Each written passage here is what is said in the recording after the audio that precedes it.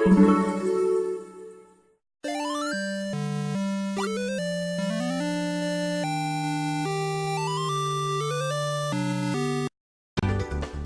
back, guys, to another Friday Gamer Log. As usual, I'll be talking about the games that I've been playing, games that will be coming up in the direct future for YouTube, and any games that I have bought or want to buy. So, without further ado, let's get this thing started. Alright, I did a little bit more work in Pikmin 2 over the course of the past week. I decided to continue working in the Valley of Repose. I went ahead and entered the cave that I discovered the last time that I was here, which is known as the Frontier Cave. I lost quite a few of my Pikmin on the first floor. I lost a fifth of my Pikmin because I got poisoned out of nowhere. This is actually a pretty tough dungeon. I wasn't able to beat it throughout day 10. And yeah, like I said, I lost a fifth of my Pikmin here on the first floor because I got poisoned out of nowhere, and most of them got ate by the Bulbarbs that I was trying to attack. Thankfully, though, I didn't take any of my white or purple Pikmin near them, so none of them died at least. I also discovered Bulbmin for the first time throughout this cave, which I actually think that Bulbmin are actually pretty cool, and I'm kind of sad that they can't leave the cave and join you permanently. I lost another good chunk of my Pikmin on floor 3 whenever I found a white flower. I was going to change some of my blue and yellow Pikmin into white Pikmin, and while I was doing that, my Pikmin that I'd left behind got attacked by a whole bunch of Bulbarbs, and so I lost another good chunk of my Pikmin. I went down to about half of the amount of Pikmin that I brought into the cave with me. Thankfully, though, there was an exit here on floor 3, so I went ahead and left the cave after that because things weren't going too well. But at least I managed to score quite a few treasures throughout the first trip through the dungeon, so that's good at least.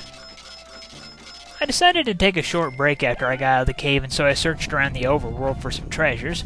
I had the white Pikmin work on destroying this wall here that's protected by poison, and while I did that, I found this enemy and I had my Pikmin swarm it and defeat it. And after they did that, I tossed some Pikmin up to the next treasure on the overworld, which is that crown that you see up there. The white Pikmin finished breaking the wall down while these Pikmin were taking the crown back to the ship. Beyond the wall was another cave, but I haven't went into it yet. After that, the Pikmin finished taking the crown back to the ship, or as the game likes to call it, an unspeakable wonder. I returned to the Frontier Cave after that, and I worked my way down to floor 4. While I was on floor 4, Olimar took quite a bit of damage, and I eventually lost all of my health with him whenever I walked into an electric attack that I didn't know was coming. There wasn't an exit on floor 4, so I had to work my way down to floor 5. On floor 5, I got my next of the big treasures of the game, so I had the Pikmin take that back to the ship. This treasure is known as the Brute Knuckles, and it pretty much enhances Olimar and Louie's physical attack, so that's pretty nice. There was an exit on floor 5, so I went ahead and left the Frontier Cave again, and day 10 ended after that. I got a few more treasures on the second trip through the Frontier Cave, but not really a whole lot of them either, but at least I got a few.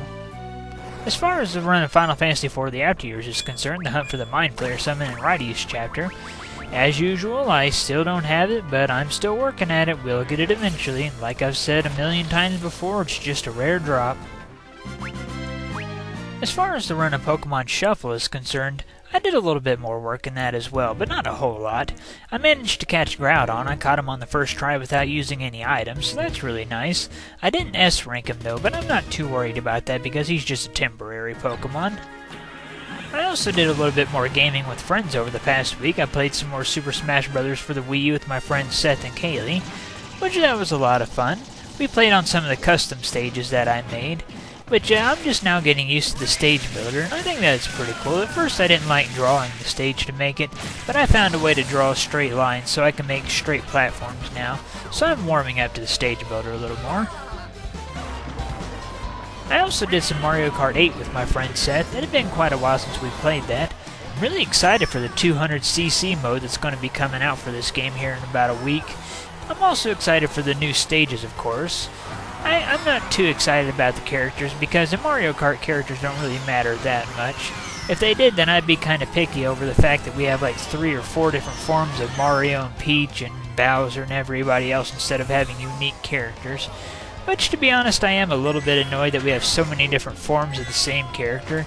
But again, that doesn't really matter in Mario Kart because character selection isn't as important as it would be in something like Smash Brothers. Just like in Smash Brothers, I've been working towards completing a goal while I've been playing with friends. I'm still working on collecting 10,000 coins for one of the golden car parts, and right now I have 8,400 something coins, so I'm not too much further away from that goal. Unfortunately, I don't own an amiibo just yet, so I haven't really unlocked any of the extra costumes for the Miis, but that's alright. I really look forward to getting a Mega Man amiibo, and I also want a Link amiibo as well. I'll get some others too eventually, but some amiibos can go for really ridiculous prices. It's really crazy. Coming up this week as far as YouTube gaming is concerned, we're going to be making more progress in the blind run of Metroid the Other M for the Nintendo Wii.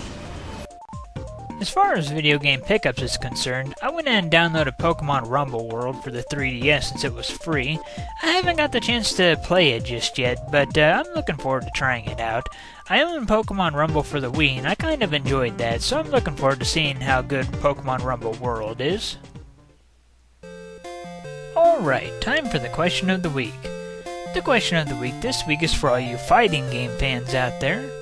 The question of the week this week is, which fighting game franchise do you prefer, Mortal Kombat or Street Fighter? And don't forget that if you'd like to submit your own question of the week, please feel free to do so. Just remember to submit your question through a PM and not a comment. Any questions submitted through comments will not be included in next Friday's Gamer Log. So yeah, that's what I've been playing throughout the week.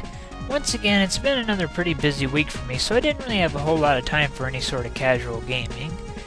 Whatever the case though, be sure to keep an eye out for more in the blind run of Metroid the Other M coming up this week. And well, that is it for this Friday's Gamer Log, and I'll see you guys next Friday. Thank you for watching.